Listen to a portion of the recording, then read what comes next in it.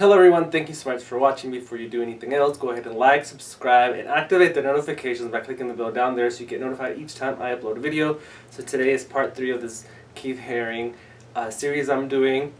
So in a little bit more about his biography, between the year 1980 and 1989 is when he achieves international recognition, having shows all over the world. So he reaches artistic notoriety pretty quickly, and much quicker than some of his counterparts. He's showing all over the world, and he starts hearing from people, hey, I saw someone in Brazil wearing some Keith Haring pants, I saw someone in France wearing a Keith Haring shirt, and that gives him an idea to open his own store. So in April 1986, he opens the Pop Shop, which is a retail store where he sells pins, posters, magnets, prints, and the idea behind this was to make his art available to all, and not just, people with deep pockets. Everybody could have something of him, regardless of your economic background. People were making, clothes, pants, and things inspired like that, and I do the same thing. I mean, this is a Keith Haring piece that he did with this, I forget what the actual painting he was referencing, but anyway, yeah, this is a direct reference to Keith Haring's work. It's very colorful and it pops, and I like to wear things that are colorful and pop. So he also, between those years, 1980 and 1989, he did a lot of public works, over 50 of them, for charities, hospitals, children's daycare, orphanage, and some of it had social messaging. I think the most popular one to date is the one that's the one in New York, which was painted in 1986, where he coins the phrase "crack is whack." He also started working a lot with kids and doing workshops for children. When I used to be a teacher, I always did a segment on Keith Haring because kids were very, captivated by the color, by the simplicity, by the quirkiness of his work. Obviously, there's more work that's a little bit more mature for a more mature audience, but obviously I kept it, very G-rated. But yeah, he loved to work with children, and I think that his work resonates with kids because it's something that they can recreate themselves, because it's really not that difficult.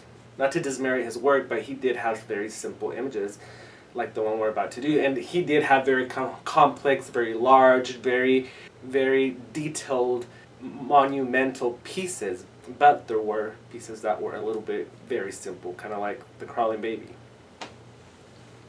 or the Running Heart. So today we're going to draw this one, and to me this means that it's like the love of a family. There's a smaller figure, surrounded by the two larger ones, and what I like about this, since his characters are genderless, it could really apply to any type of family, because there are different types of families and they all need to be represented and respected. And I think what his work does, it allows any type of family to feel, like they can relate, or can feel like that work could represent them. That's what I think this is about. To me, I don't know what his intentions were behind this one, but I get that idea of it's like family, and it could like fit any family under the realm of diversity that we are under now, which is great. Alright, so I am going to start obviously using a Sharpie, but you can use a pencil. And the first thing I'm going to do is the heart, which is in the center but in the upper part of your paper. So if this is half, it would be in the center of this half. And of course, everybody can draw a heart. And since all of his stuff is squared off, I'm going to go ahead and make that square around it.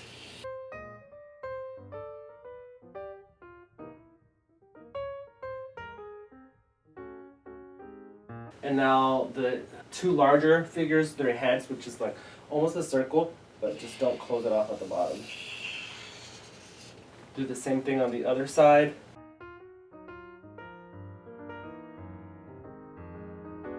And it's no big deal if it's not circular all the way. So now you're just going to connect these with a V shape.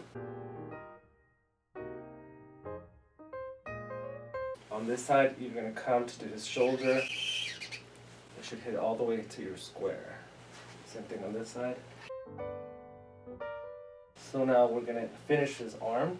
So right below here, parallel line, then go down.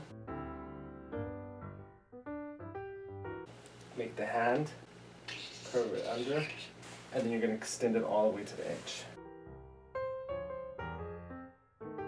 Now you curve down here for his bottom part of the thigh, bring it down, and then you're going to make his foot.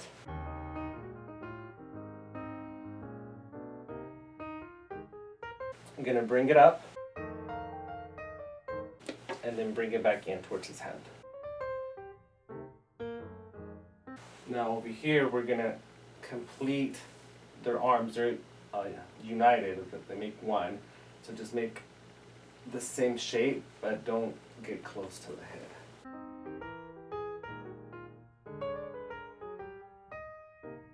Now before I proceed, I'm going to draw what I think is his child down here. So head, the circle, just leave an opening. And his arms are stretched out like so. So just extend it. Draw the hand. And then bring it back in. And now you do the same thing on the other side.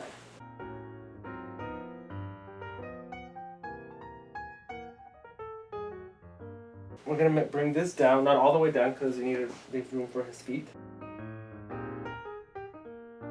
Now make the feet. And you're going to do the same thing on the other side.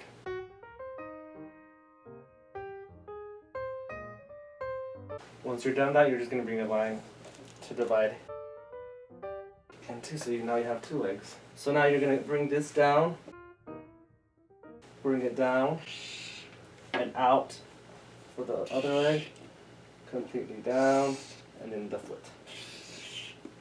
Now on this side, a line here for the shoulder, bring it out, make the hand, and then curve this down here for his thigh, down, make the foot, bring it up, and then bring it in, and now do the same thing on the other side. Oh, and then one line here. And now we add the expression lines.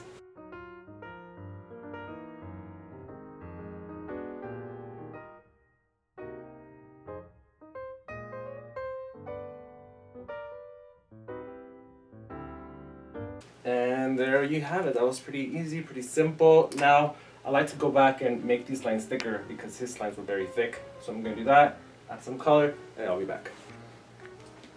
So I am done. This time I stayed true to the colors. I used markers. I mean, I would have used paint, but this paper is not that thick for it, but I love the concept and the feeling that Keith Haring's work transmits. That's all for today's video. I hope you enjoyed this tutorial. Make sure to subscribe to the channel, watch all the other content in my channel, and until next time, adios y bye.